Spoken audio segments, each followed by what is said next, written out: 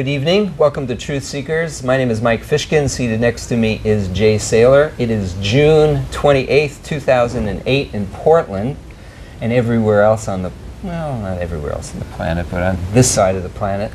And if you're watching tonight, the phone numbers will be up there. I think there's 2 lines tonight, and you folks can call in anytime you'd like. And we love to talk about spiritual and philosophical truth-seeking.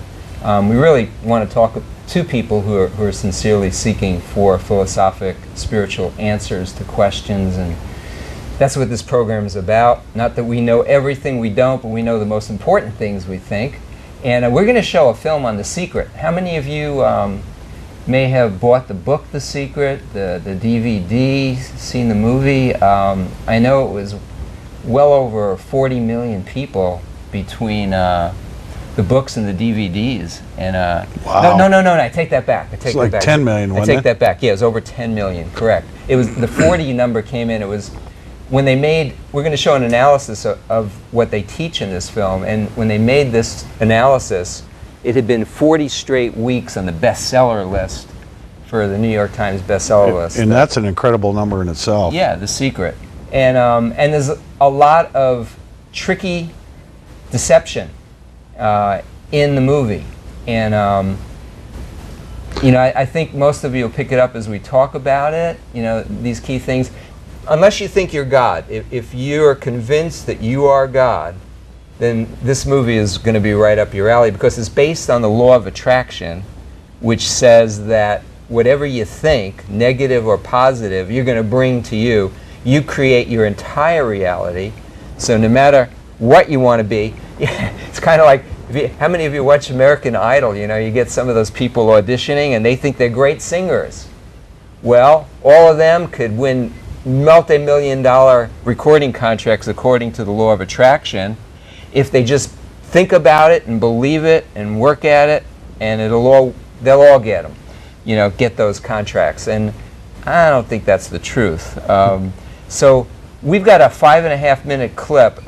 Before we get into it, though, Oprah Winfrey is heavily promoting this film. She's at the beginning of it. We might see a little bit of her on it a little bit later. I've seen her on Larry King promoting the movie. Even he was into it and saying, well, we've got to do this again, talk about the law of attraction.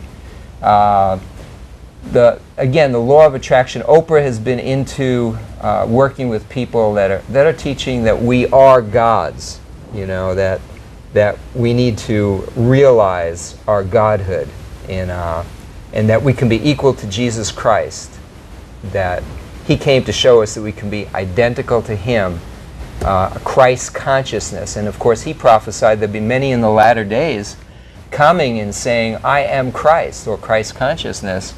And it's hitting us from all directions. But before we mention some of those directions again, let's show some of this film. It's got clips of The Secret and clips from Dave Hunt and Tom McMahon's analysis of this film. And they do a great job.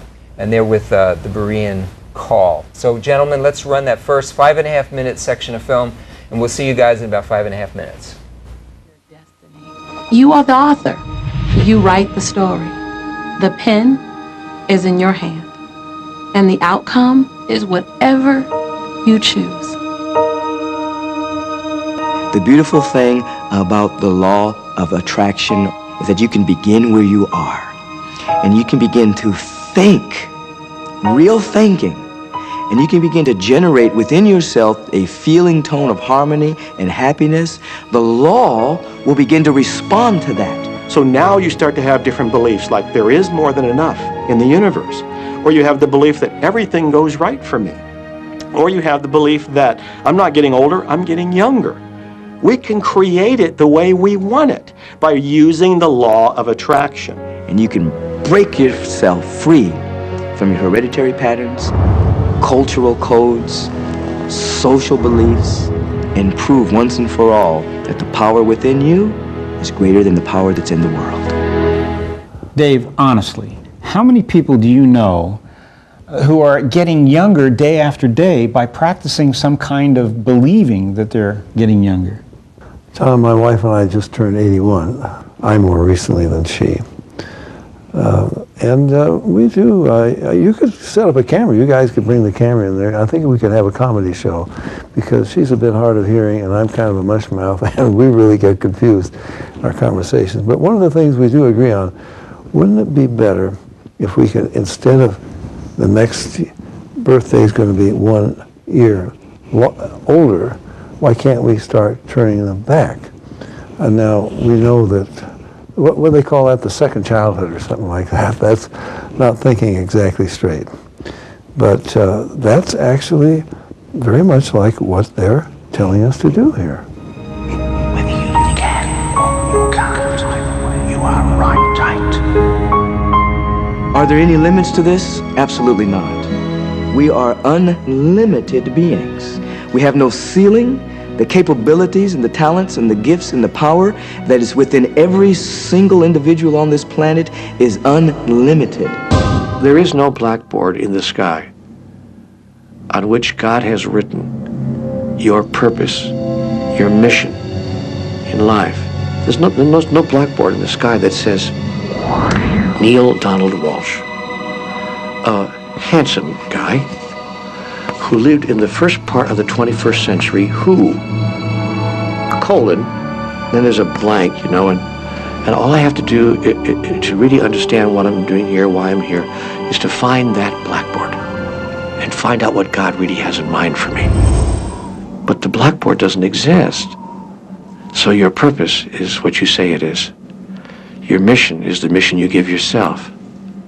Your life will be what you create it as, and no one will stand in judgment of it now or ever. Neil Donald Walsh is the author of Conversations with God, in which he claims to have heard from God personally and dictated in his books what God told him. He and the alleged God he's hearing from make the God of the Bible out to be a liar. But then, so do all the other promoters of The Secret. Tom, you know that we lost our youngest grandson, 22 months, to a, well, horrible infant cancer. And now I'm listening, I'm watching, I'm reading, hearing what they're saying. It was our little grandson's fault. He was thinking, I mean, he was 22 months. It was discovered when he was 16 months. So he brought it on himself. Instead of thinking positively, thinking health and visualizing health, he was thinking cancer. This is really evil stuff. As I said before, it wasn't Hitler's fault. It was those Jews. They got themselves burned up in the ovens because they were thinking negative thoughts. These people, these men and women that we hear from in The Secret, they are so into themselves, so into getting power for themselves, so into getting money for themselves. Oh yeah, so they can give some of it away. They can't even think straight about what is happening in this world. We've got a horrible world with wars and suicide bombers and people being drowned in tsunamis and dying in earthquakes. Oh, but it's all in the mind. They have just visualized this, or somehow they brought it upon themselves. I think this is really evil to make statements like this. But people will overlook that because they want to get what The Secret is offering them. It took a lot of years for me to get this, because I grew up very much with this idea that, you know, there was something I was supposed to do, and if I wasn't doing it, I was like, God wouldn't be happy with me, you know? When I really got that my primary aim was to feel and experience joy, then I began to do only those things which brought me joy. We have a saying, you know, if it ain't fun, don't do it, you know?